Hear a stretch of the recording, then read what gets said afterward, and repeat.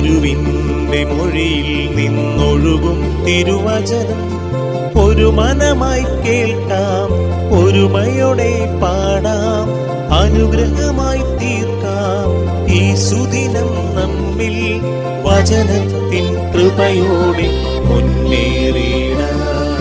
വിശുദ്ധ മർക്കോസ് അറിയിച്ച സുവിശേഷം 16-ാം അധ്യായം 6-ാം തിരുവചനം. അവൻ അവരോട് പറഞ്ഞു, നിങ്ങൾ അത്ഭുതപ്പെടേണ്ട, കുരിശിൽ തറയ്ക്കപ്പെട്ട നസ്രായനായ യേശുവിനെ നിങ്ങൾ അന്വേഷിക്കുന്നു. അവൻ ഉയർപ്പിക്കപ്പെട്ടിരിക്കുന്നു, അവൻ ഇവിടെയില്ല. നോക്കൂ, അവർ അവനെ സംസ്കരിച്ച സ്ഥലം. കരുണ്യവാനും സ്നേഹനിധിയുമായി ഞങ്ങളുടെ നല്ല ദൈവമേ, അങ്ങയുടെ പുത്രന്റെ ഉയർപ്പിന് സാക്ഷികളായി തീരുവാൻ അനുഗ്രഹിക്കപ്പെട്ട സ്ത്രീകൾ എത്രയോ ഭാഗ്യവതികളാകുന്നു. നാഥ, ഞങ്ങളുടെ ദൈനംദിന ജീവിതത്തിലും ആ ഉയർപ്പിന്റെ സാക്ഷികളായി തീരുവാൻ ഞങ്ങൾക്ക് കൃപ നൽകി അനുഗ്രഹിക്കണമേ.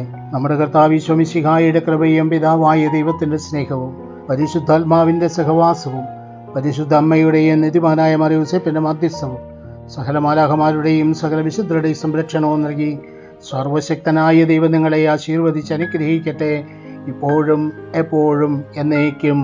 ആമേൻ. വചനത്തിൻ കൃപയോടെ മുന്നേ